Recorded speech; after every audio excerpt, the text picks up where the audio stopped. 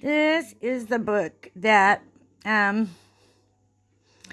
cousin's son, youngest son, wrote, 15 years old.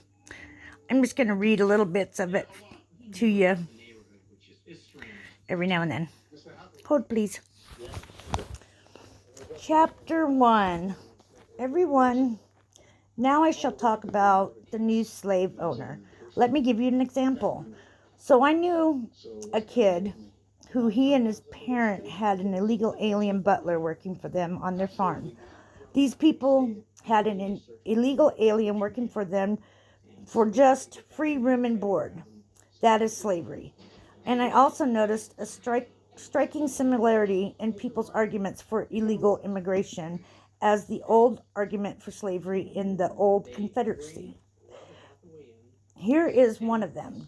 Defenders of slavery argued that the institution was divine and that it brought Christianity to the heathen from across the ocean. Slavery was, according to this argument, a good thing for the enslaved.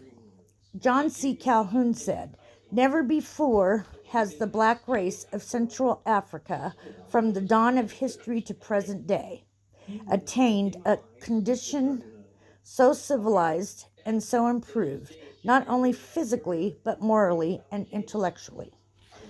Defenders of slavery argued that, by comparison with the poor of Europe and the workers in the northern states, that the slaves were better cared for. Now, my friends, isn't this the same argument they are using for illegal immigration?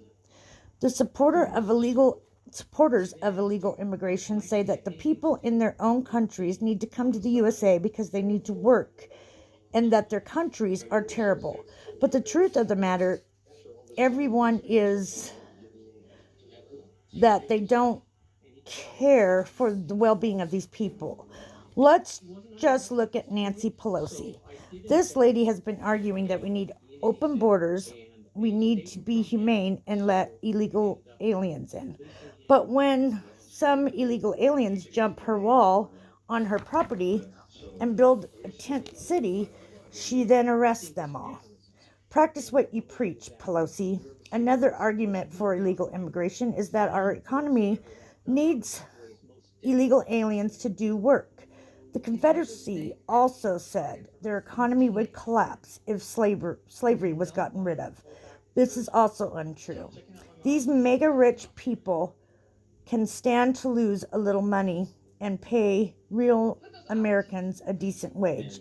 Just look at Kamala Harris and Chuck Schumer when Trump said in his second State of the Union that he would end the business of human trafficking. Instead of clapping, they had a scowl on their faces. Why was this? Well, because they support human trafficking. They were also willing to start a massive government shutdown just to stop Trump from building a wall. Chapter 2. There is a huge amount of human trafficking in the United States due to our porous border with Mexico. The Global Slavery Index 2018 estimates that on any given day in 2016, there were 403,000 people living in conditions of modern slavery in the United States, a prevalence of 1.3 victims of modern slavery for every 1,000 in this country. All these people are human trafficked in the United States. Human trafficking is the biggest illegal market out there. These human traffickers actually steal kids from their parents and bring them to the States. Then, even though they are not their parents, it makes it impossible for our justice system to do anything when they come in with their supposed kid. Our justice system is made for the rich in that end. Have we done anything in the past years to stop this insanity? No, we have not. Forced labor still occurs in agriculture. Up to 30% of farm worker families living below the federal poverty line, with the farm workers earning an average U.S. $15,000 to $17,000 per annual. Like I said, this isn't right. they can't live off of that. And unfortunately, even the government has gotten into the scheme. Several recent legal cases against the GEO Group Inc. have brought to light allegations of forced labor in privately owned and operated detention facilities contracted by the Department of Homeland Security. There are currently three allegations of forced labor of detainees against the Northwest Detention Center in Washington, the Colorado's Aurora Detention Facility, and California's El Delanto Detention Center. The Washington State Attorney General filed a lawsuit against the GEO Group Incorporated, asking the court to order the company to comply with minimum wage laws and forfeit the profits earned by underpaying detained individuals in the Northwest Detention Center. That's another way for the government to make money. Why else do you think the government has so many prisoners? Free labor. Furthermore, these cases allege that the GEO Group Inc. pays and paid detainees as little as US $1 per day, or no wages at all for their labor. This is the worst problem with illegal immigration. This is why these people are so devilish. It is forced sexual exploitation of adults and children. The 2017 Human Trafficking Report found that active criminal cases overwhelmingly involved sex trafficking, and it has in parentheses 95.1%.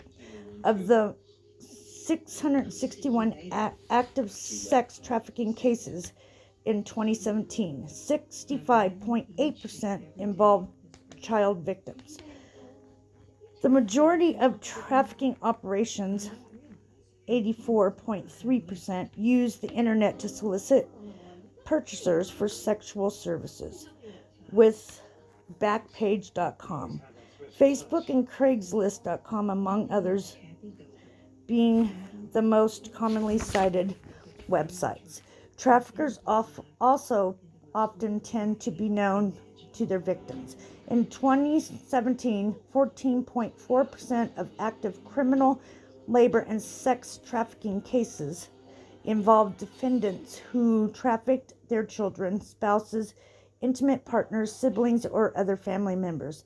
This is a crime of the century. This must be stopped. Remember this, my friends. Rome fell due to illegal immigration. They also wanted the free labor.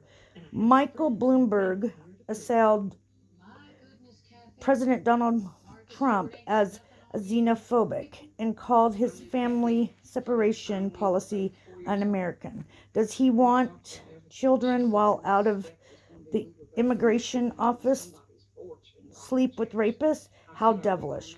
Rome fell after treating these people bad. They rebelled.